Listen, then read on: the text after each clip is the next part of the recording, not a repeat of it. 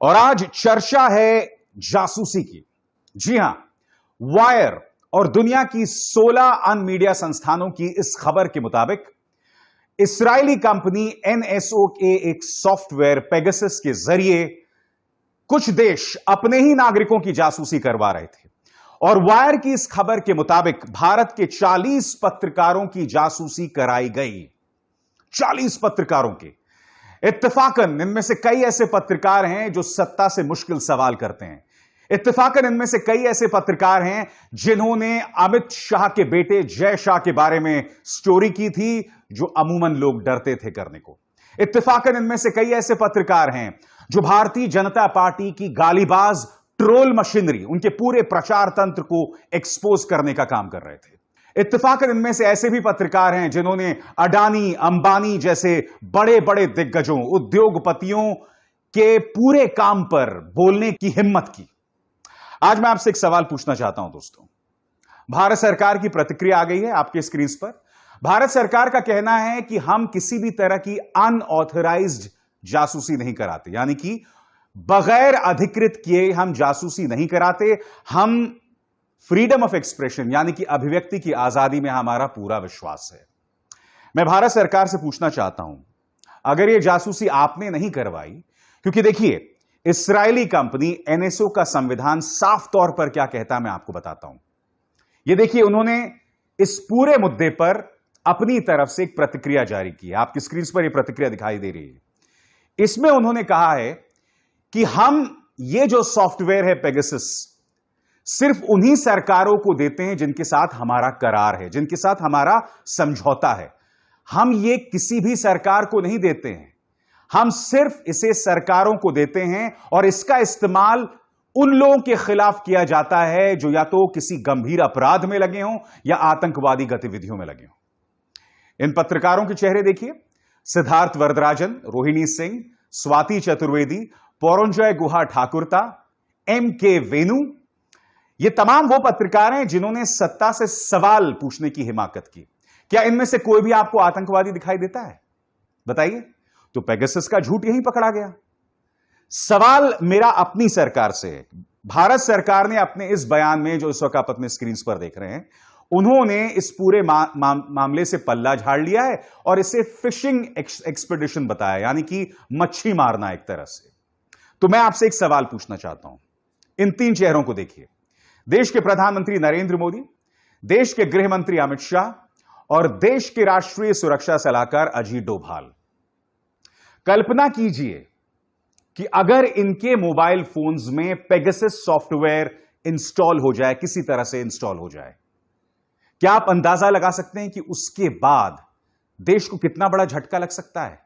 वो तमाम सीक्रेट्स जो इन तीनों के पास होंगे पूरी दुनिया को पता चल जाएगा, या कम से कम जो लोग इन्हें टारगेट कर रहे होंगे उन्हें तो पता चल जाएगा और वो लोग भारत विरोधी गतिविधियों में इसका इस्तेमाल करेंगे।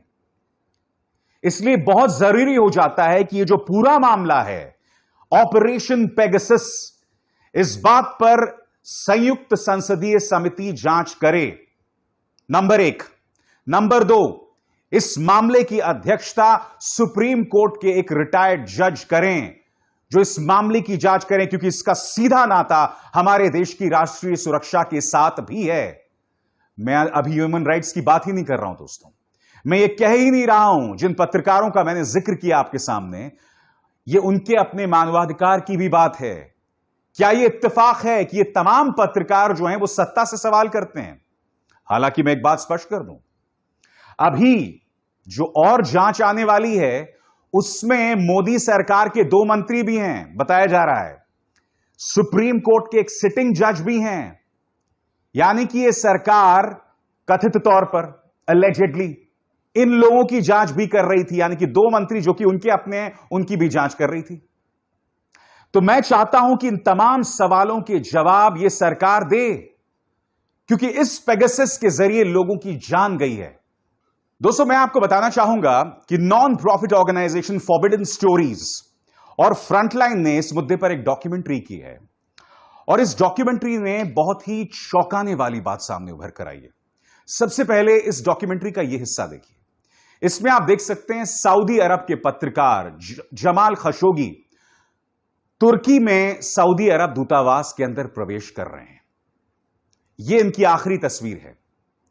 इसके बाद जैसे ही ये दूतावास में प्रवेश करते हैं, इनकी रहस्यमय तरीके में इन्हें मौत के घाट उतार दिया जाता है। फॉरबिडन स्टोरीज और फ्रंटलाइन की इस पड़ताल के मुताबिक सऊदी अथॉरिटीज ने जमाल खशोगी की पत्नी और उनकी मंगेतर हातिस चंगेजी के फोन में पेगासस इंस्टॉल कर दिया था।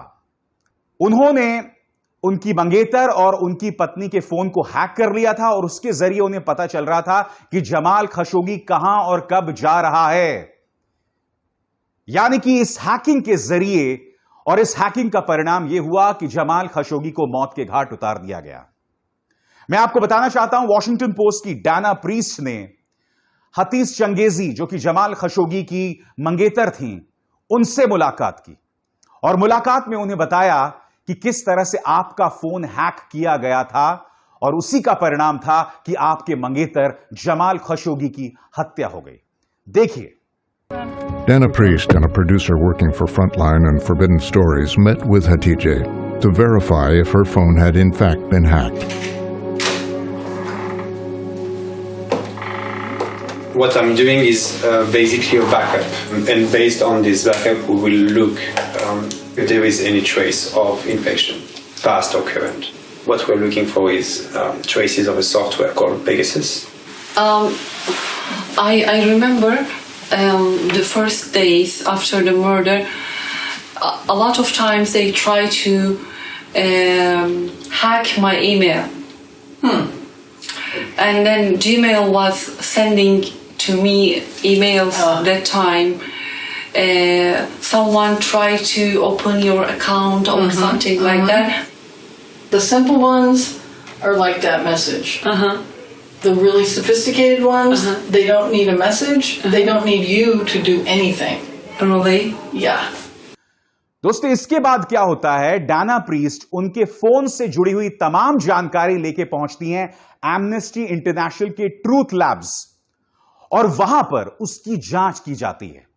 अब देखिए डॉक्यूमेंट्री का वो हिस्सा जिसमें इस बात की पुष्टि हो जाती है कि उनके फोन को हैक किया गया था, उस फोन के अंदर पेगासस को इंस्टॉल किया गया था और उसी का परिणाम था कि जमाल खशोगी की हत्या कर दी गई। देखिए इस डॉक्यूमेंट्री का वो हिस्सा। After getting backups of both Hatice's new phone and the one she was using at the time of Khashoggi's murder, Dana Priest sent them to Amnesty International's security lab for analysis.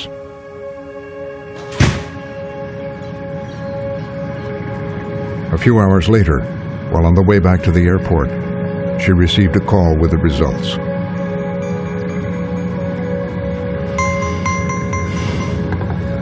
Hi. I guess the spree of bad news is never ending. So I checked both the uploads. The new one seems clean to me. The old one, however, has some traces that's inconsistent with what we've seen. तो देखा आपने Pegasus कितना खतरनाक हो सकता है। इसलिए मेरी मांग है कि इस मामले की जांच संयुक्त संसदीय समिति करे, सुप्रीम कोर्ट के रिटायर्ड जज करें, क्योंकि हम नहीं जानते दोस्तों ऑपरेशन पेगासस के जरिए भारत के अंदर किस किस पर निशाना साधा जा सकता है। और आप जानते हैं कि आज लोकसभा का मॉनसून सत्र शुरू हुआ। प्रधानमंत्री नरेंद्र मोदी पत्रकारों के सामने आए और उन्होंने कहा कि हम विपक्ष के हर तीखे सवाल का जवाब देने को तैयार हैं।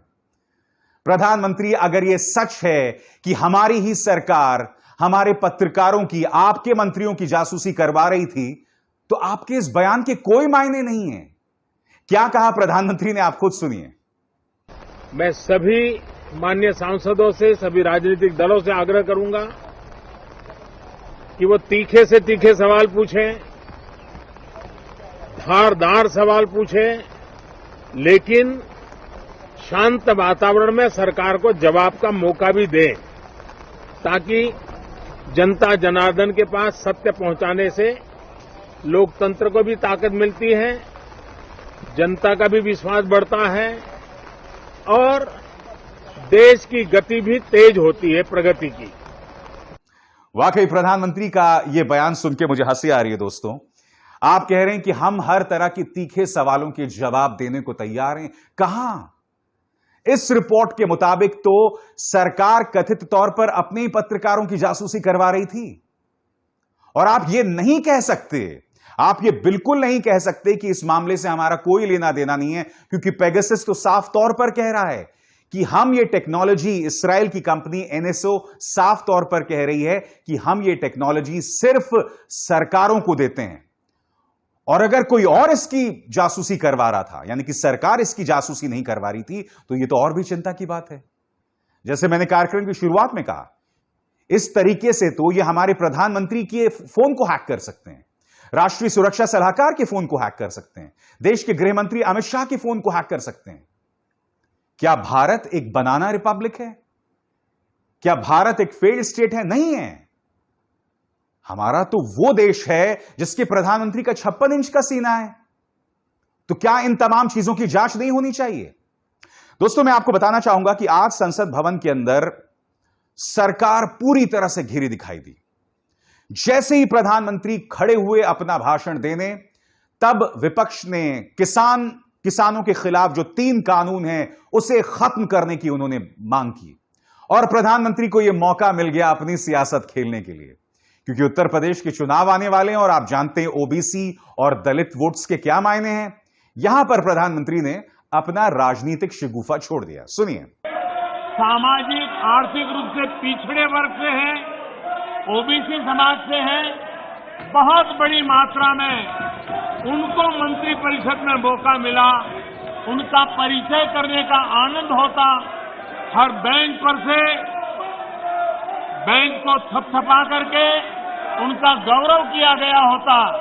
लेकिन शायद देश के दलित मंत्री बने, देश की महिला मंत्री बने, देश के ओबीसी मंत्री बने, देश के किसानों के बेटे मंत्री बने, ये बात कुछ लोगों को राज नहीं आती है।